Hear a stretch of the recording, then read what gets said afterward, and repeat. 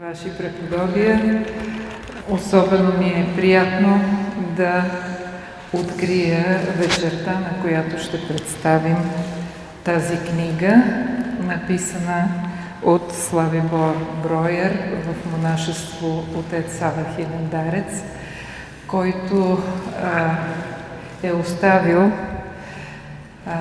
в едно доста голямо писмено наследство, сред което така особено интересна за мен лично особено интересен беше неговия дневник, който имах честа да преведа. И виждате книгата, която излезе като издание на Зографския манастир, и разрешете ми като пръв да дам думата на отец Атанасий от Зографския манастир, който да каже всъщност встъпителните думи за идеята, за книгата, за това как е започнало всичко. Аз в своето представяне ще се спра на два основни момента. Единият е как стигнахме до идеята за издание на ръкописа, и другия момент е какъв е контекстът, в който се раждат тези дневникови записки, както в личен план на автора, така и по отношение на светогорския начин на живот. По първото, за съществуването на този ръкопис научихме от един сръбски поклонник, който идва често на Света гора, понякога идва и в нашия манастир, Даниел Живкович, който живее в Чехия. Беше открил ръкописа в архива на Националния музей в Прага и го беше заснел. Преди това го беше предоставил на Хилендарския манастир, където в момента също подготвят този ръкопис за издание, но ние ги преварихме, макар че започнахме малко по-късно. Като отговорник за манастирското издателство се заинтересувах от този материал, защото по първи мнения, това е ценен извор за историята на Хилендар и въобще на Света гора, който е поглед отвътре. Много рядко се пишат монашески дневници. Още повече, че по това време Хилендар се населява и от български монаси. Даниел беше направил един първоначален превод на сръбски, прегледа го тук оттам, понеже оригиналът на чешки за мен е недостъпен, и видях, че има интересни бележки за монашеския живот по това време.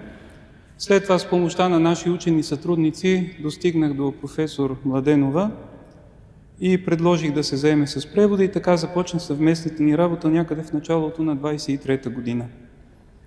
Трябва да призная, че тя се справи изключително добре с задачата и включително и с множество монашески и светогорски реалии. За някакъв малък брой от тях двамата търсихме заедно най-добрия превод. В края на краищата се получи изключително плодотворна съвместна работа, за което сега искам сърдечно да й благодаря. Вече по контекста на дневника, пак така съвсем накратко ще кажа нещо. Във втората половина на 19 век, когато са и записките, повечето манастири на Света гора са идиоритмични. Те започват да стават такива още през 14 век. Даже сега напоследък имах един много интересен разговор с един учен гръцки светогорски монах, който ми каза, че османския период и османското робство въобще не са причината манастирите да станат идиоритми, както повечето пъти се твърди. Те започват да стават такива още от 14 век. Има такава тенденция. Вече в османския период тенденцията става много по-ясна. Нека да кажа накратко нещо за начина на функциониране на идиоритмичните манастири. В тях като правило само богослужението е общо. Манастирските служения извън службите се определят от събора на старците, и всеки монах получава за служението си някакъв вид възнаграждение. Най-често във вид на храни и други необходими неща за живот, също и някакво парично възнаграждение. И всеки монах като правило сам се грижи за прехраната си, сам си набавя хранителните продукти, част от които идват като дажба от манастирския фонд, сам си приготвя храната. Ясно е, че идиоритмичният начин на живот от една страна благоприятства за възникване на излишества и нарушаване в една или друга степен на монашеската аскеза, тъй като контролът върху личния начин на живот в манастира е най-вече от собствената съвест. От друга страна, този живот би могъл и да благоприятства личната аскеза, когато за това има достатъчно силна и добра воля у монаха. Тук си спомням какво ми разказваше един светогорски старец, когато посещавах първите години от живота си на Света гора. Той беше дошъл на гората през 1926 година и доживя до първите години от нашия век. Представи се така на доста голяма възраст и беше видял много неща на Света гора. И той разказваше за Ватопедския манастир, към когото е неговата килия. Когато му се е налагало да отива там по някаква нужда, казваше, да, имаше и старци, които живееха така един не много постнически живот, но обичаше да споменава един от тези старци, чието име не съм запомнил, когато му се е налагало за нещо да почука на вратата, който също е бил в ръководството на манастира. Казва, той излизаше и лицето му светеше, и когато започваше да говори, много често от устата му излизаше благоухание. Нали, той старец е живеел само на хляб и вода или сухари. И т.е. в идиоритмичните манастири имаме и такива монаси. Това е във всяка една обител, винаги имаме и от едното и от другото.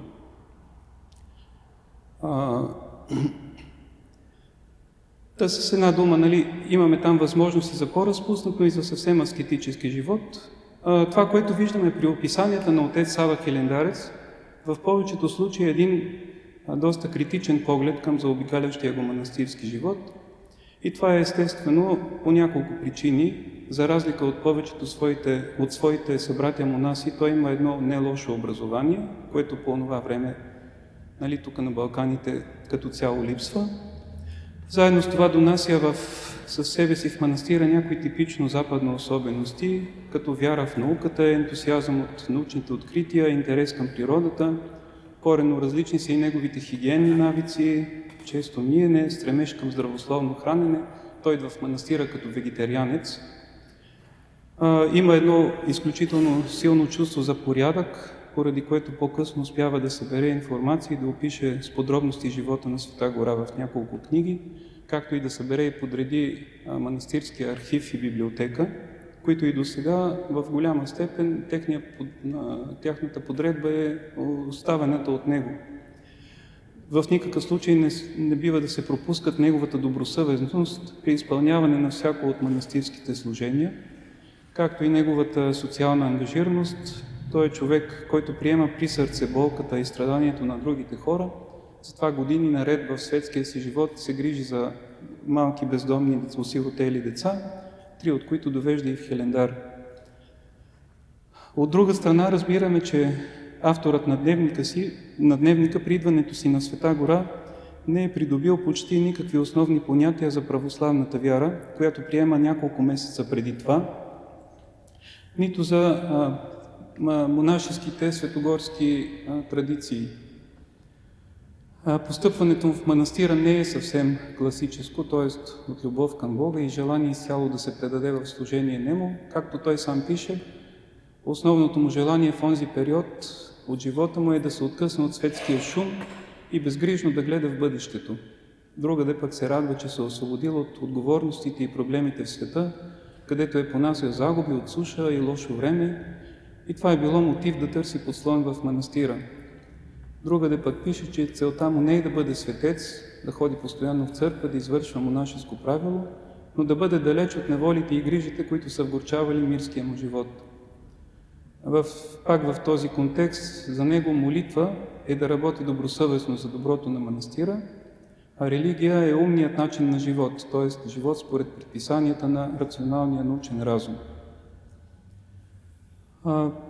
Поради това, че поне в началото на неговия монашески път, тъй като дневника обхваща първите 3-4 години от живота му в манастира, не виждаме именно наличие на някакъв така интензивен вътрешен духовен живот, който при всеки от нас, които отиваме в манастира, предполага едно познание на себе си, което пък познанието на себе си съвсем естествено води до познание на страстите си и до покаен дух, липса на осъждане на другите, забелязване на доброто у всеки.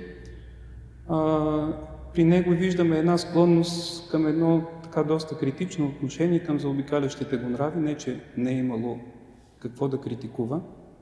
Но, например, в немиенето на монасите той вижда само немърливост, без да подозира, че това е една хилядолетна аскетическа практика на монашеството въобще. Често отбелязва яденето на месо, прекаляването с алкохола, които по принцип са характерни за част от населниците в идиоритмите, но само веднъж спорадично обръща внимание на постниците в манастира, които са една отделна категория и се хранят с голямо въздържание. И това е една стара хилендарска традиция. В първите години от живота ми на Света гора и аз видях, там в Хилендар слагаха една маса отделно за постниците и те ядяха съвсем така доста по-аскетически от останалите брати. Издадохме книгата разбира се, имаме описание на едни много хубави светогорски традиции, например взаимните отношения между Хилендар и Ватопедския манастир, взаимните гостувания на празници, когато на празника на Ватопед отива хилендарския старейшина, както той го нарича, защото тогава игумен не е имало, но старшия монах, който управлява в момента манастира, отива там, пък и става старши на празника във Ватопед, а пък на хилендарския празник съответно идва Ватопедския старши монах, който почва да управлява манастира за една нощ, докато трае празника. Това са такива хубави светогорски традиции, както например, същото става между Великата Лавра и Вирун, понеже това са едни много дълги вековни връзки, защото Хилендар е възникнал чрез Ватопедския манастир и по този начин това предание се запазва.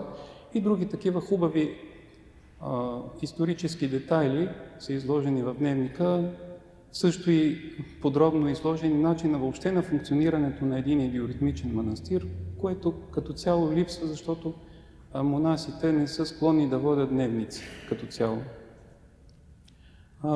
Издадохме книгата в нашата издателска серия към изворите и разбира се, както към всеки извор, така и към този е необходимо критично отношение. И аз се опитах съвсем синтезирано да покажа един от възможните критични погледи към него. Разбира се, трябва да имаме предвид, че това са все пак първите години от живота на отец Сава в манастира. Твърде е вероятно с годините да се извършило и едно духовно съзряване на него, за което сега все още не знаем, защото личният му архив тепърва ще вижда бял свят. Също така и не толкова и отрицателните примери и факти, разказани в дневника, също биха могли да принесат полза на всеки читател, който по съвета на преподобни Паисий Светогорец, един съвременен светец, съумява да преработи всичко с добри помисли, при което, както казва отец преподобни Паисий, дори и захвърлените хартии стават чисти салфетки. Благодаря за вниманието.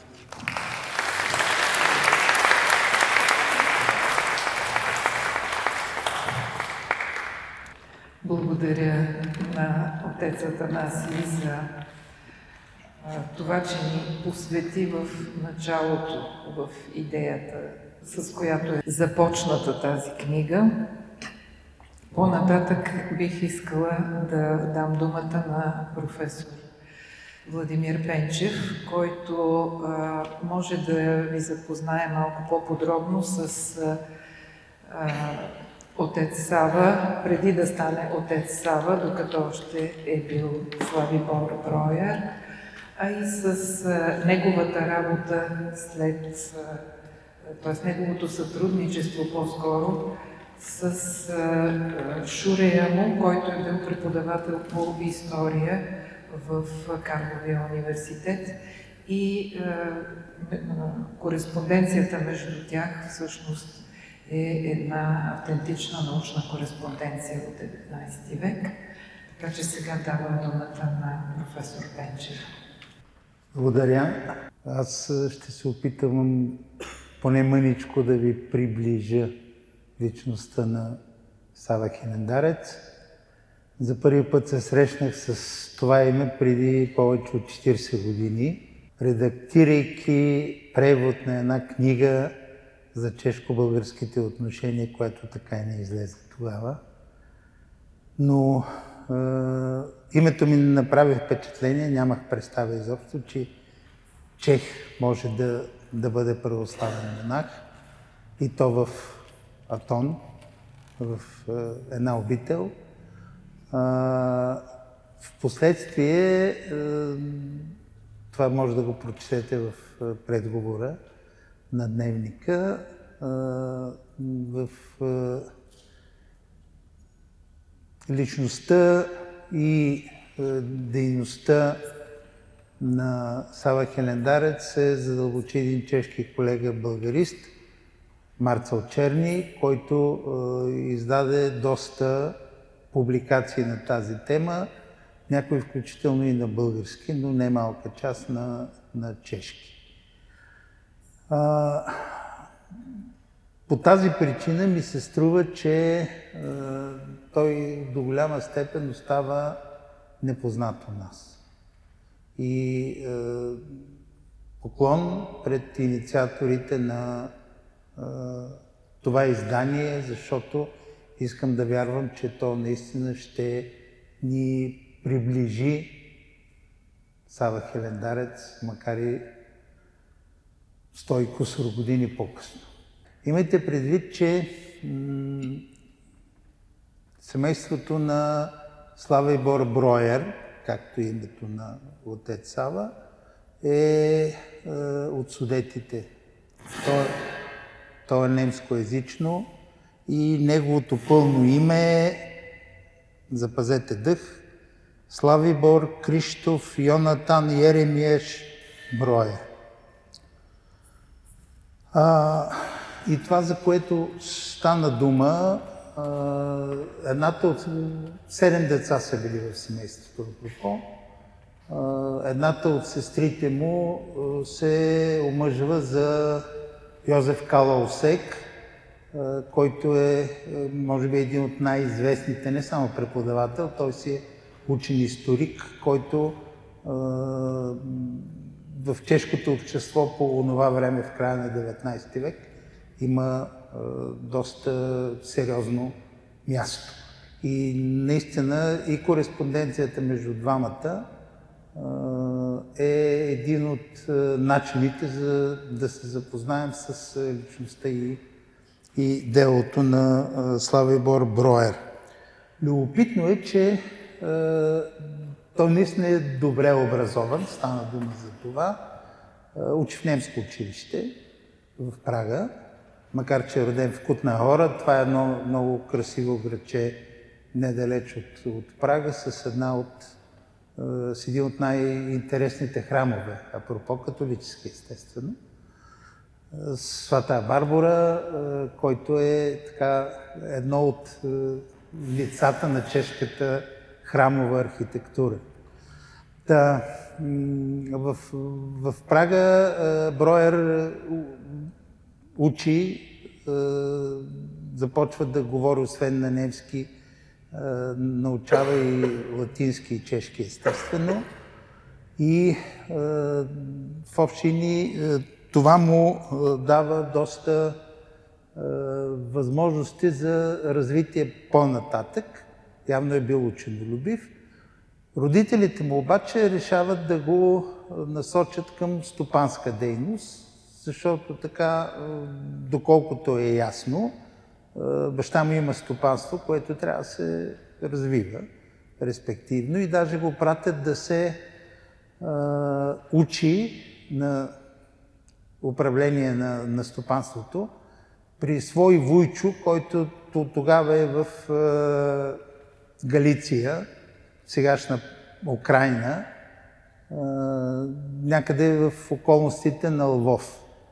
Не издържа дълго там, между другото, връща се обратно и както и в предговора видях, че става дума, пътува пък за Швейцария, където явно се запознава с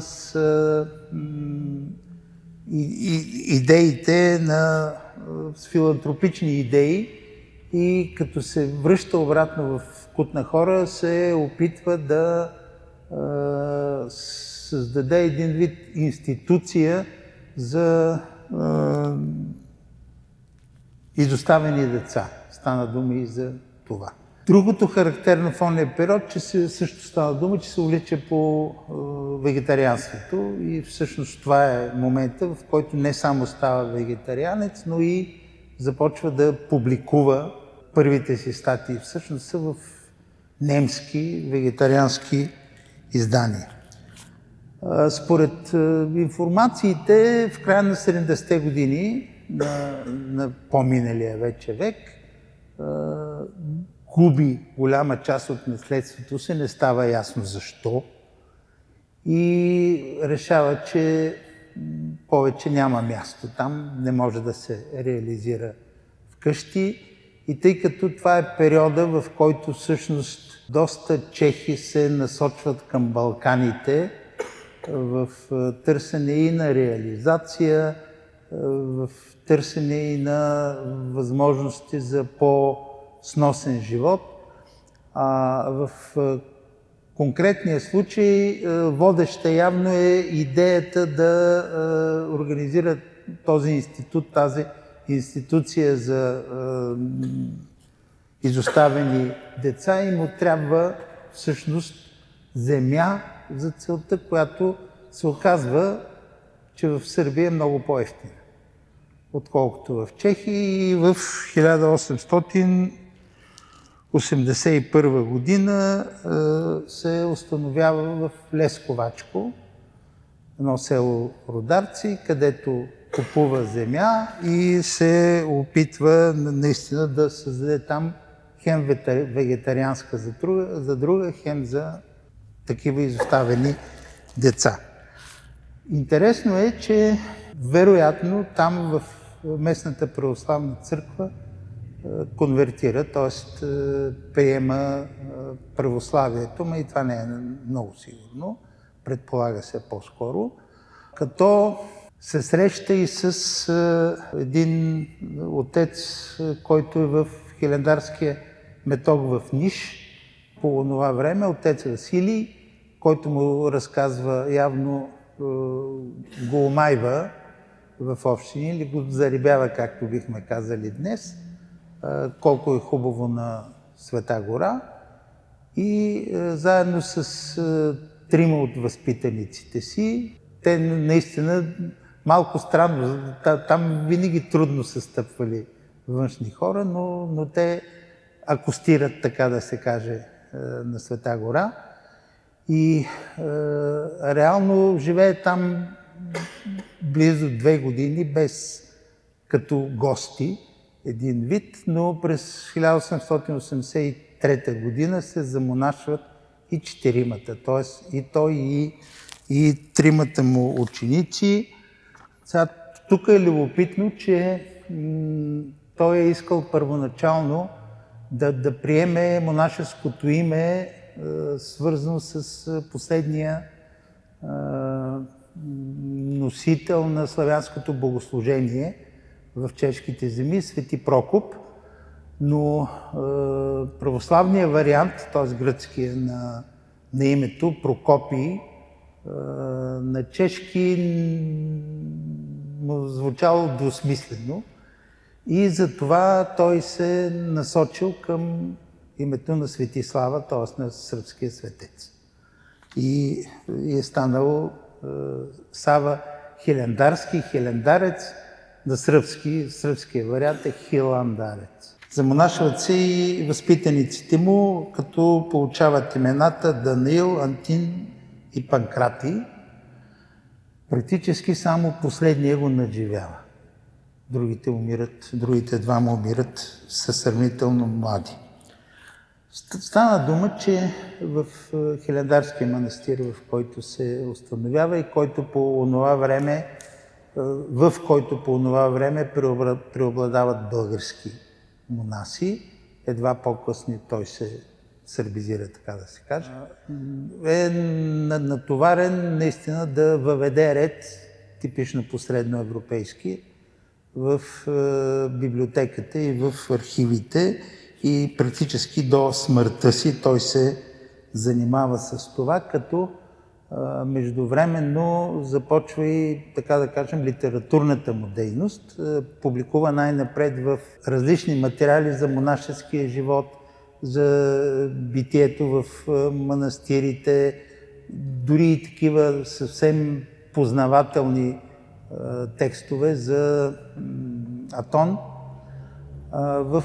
най-вече в едно доста четено по това време чешко издание «Освета», в което практически всяка година излизат негови статии. През 1897 година публикува каталог на библиотеката хилендарската под заглавието «Хилендарски ръкописи и старопечатни издания». А в превод на сръбски от негов ръкопис през 1894, т.е. малко по-рано, излиза монографията «История и опис манастира Хиландара». Има и немски вариант на този текст. Вариант, на който пък Сава Хилендарец изпраща в София на БАН с идеята да бъде публикуван у нас, преведен и публикуван у нас на български. Между другото, любопитното е, че отецът научава български, говори на български, интересува се в община от българската проблематика, но никога не е идвал в България.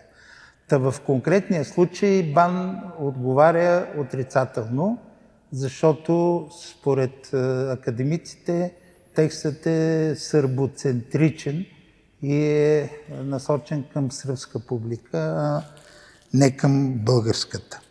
Единствено в периодическо списание на Българското книжовно дружество излизат откъси от този текст. Единият е исторически очерк за Света гора Атонска, 1899, и втория е обществените отношения на атонските манастири, 1901 година.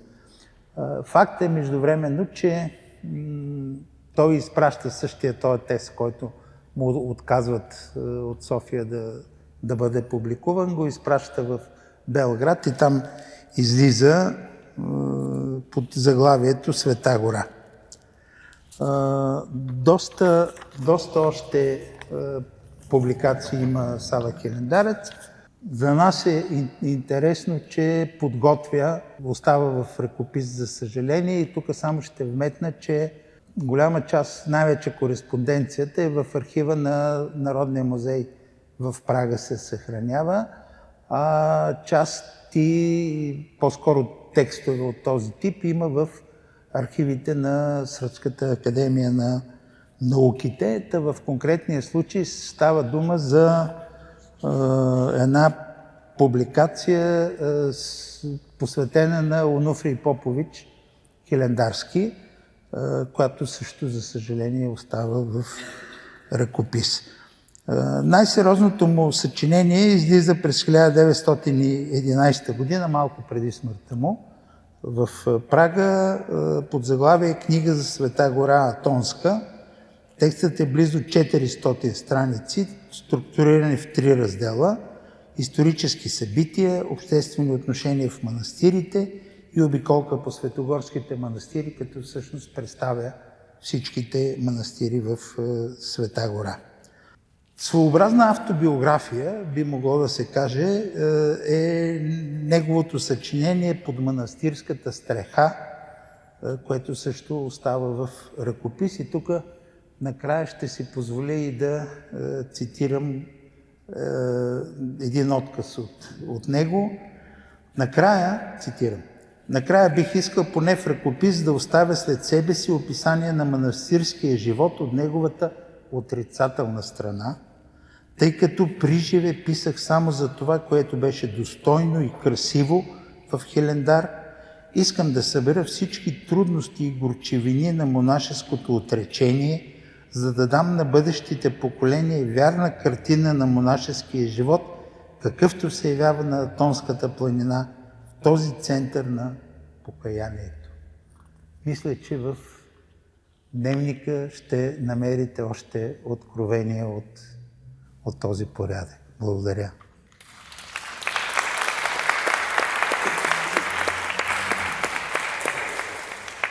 Благодаря на професор Пенчев за доста изчерпателното представяне на предманастирското битие на отец Сава. И сега ще си позволя да споделя няколко впечатления на преводач, защото за мен това беше наистина една от книгите, които съм превела с най-голям ентусиазъм. Преди всичко за това, че от една страна това е епоха все пак доста отдалечена вече от нас, почти 150 години, може би 130 или нещо такова. А пък на второ място, защото за жените, както е известно, това е територия забранена. Така че за мен всяка страница буквално от неговите дневници представляваше един абсолютно необикновен поглед, необикновен за мен, разбира се, защото, както е известно, преводът е едно интензивно общуване с автора и за мен това беше един наистина много специфичен, разбира се, опосредстван опит с това, което съществува в Атон. Дори още преди да завърша превода не се въздържах, на 2-3 пъти съм докладвала на различни конференции части от своите впечатления и наблюдения.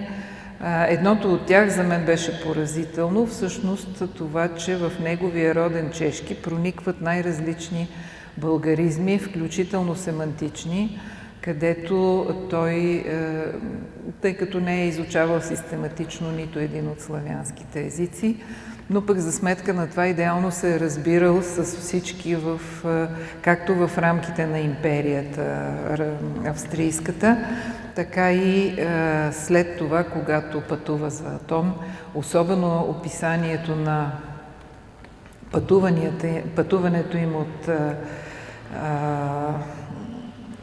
мисля, че от Ниш до Света гора Атонска, той всъщност по целия път изключително се радва, когато срещне някой славянин, който знае гръцки или италиански, защото по това време, особено в Солун и по пътя, е било абсолютно необходимо да знаеш гръцки, а това е един от езиците, които не е владел.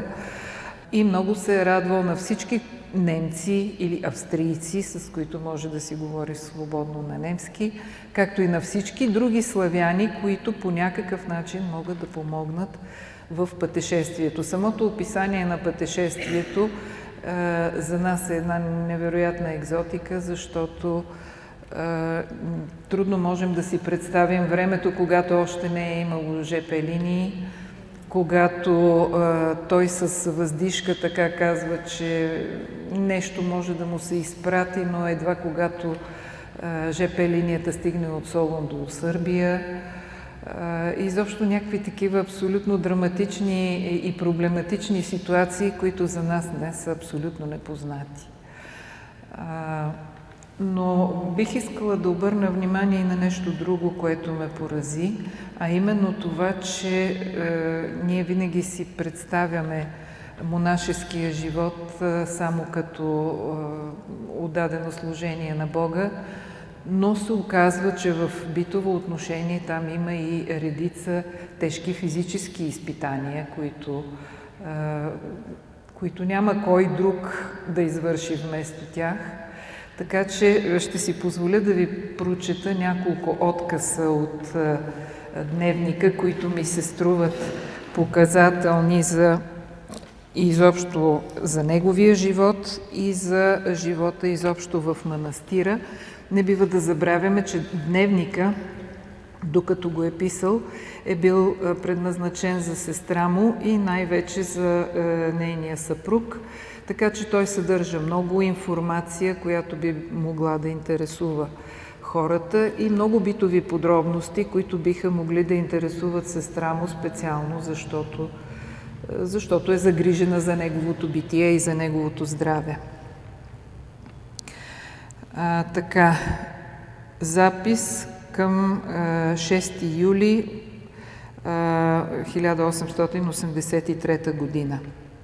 Към Пладне изведнъж камбаните удариха тревога. Разгласи се, че 2 кораба са докарали дъски и талпи в пристанището, а в резултат на излезлия силен вятър са в опасност заедно с товара си. Трябва да се отиде бързо на морския бряг и да се помага. Събрахме се около 30 души и като слязохме до морето, през водата изнасяхме нарязания дървен материал. Накрая вълните изхвърлиха единия кораб на брега и сега е заседнал там стабилно в пясъка и камъните. За първи път видях как вълните умеят да си играят с корабите, като ги издигат, сякаш са дребни ладийки нагоре и надолу. Капитанът на кораба, който заседна на брега, в яростта си хвърли иконата на свети Никола във водата, задето не му е помогнал. И едно общо впечатление, което всъщност изразява цялото му отношение към манастира. Не мога да се оплача от някакъв неприятен живот в манастира. Приятното пролетно време дори не позволява да възникнат някакви тежки мисли. И нощта ми предоставя мила радост, защото обикновено сънувам приятни неща. А когато се събудя призори, посрещаме птича песен от отсрещния скат. После сънувам, че съм на преблажено място и за своето блаженство нямам нужда от нищо повече. Всички птици сега активно се впускат в живота. Лястовичките се надпреварват да чуроликат, докато си строят гнездата. В гората се обаждат най-вече косове, а покрай потока славеи. Растителният живот тук наистина е много разнообразен. При определянето на растенията си помагам с ботаническата книга Кохс Флора, която достига до островите в Кварнерския залив, като по този начин обхваща множество южноевропейски цветя. Да ги събирам за хербарий се каня през следващата година. Тази година правя само предварителни проучвания. В този отказ човек може да надникне изобщо в психиката на чехите през 19-ти, че и през 20 век. Невероятният интерес към ботаниката, към зоологията и към всичко живо около тях. До най-ново време винаги ме е поразявало колко много знаят за растенията, за животните. Това е просто една национална мания за мен, която продължава и която понякога ме е поставила в неудобни положения, да речем, като в качеството ми на екскурзовод виждат някакво екзотично растение, дърво и казват, това какво е? Нищо не мога да кажа, освен не знам. След това се наложи, т.е. беше ми любопитно и наистина научих как се казва дървото, но все пак положението, когато те питат нещо и не можеш да отговориш, никога не ми е доставило удоволствие. И последния отказ, който ме порази най-вече с това, че пряко кореспондира с това, което пеем в нашия хор. Става дума за произхода на песента «Достойно ест», която ние изпълняваме като част от ритуала за доктор хонорис кауза на Софийския университет.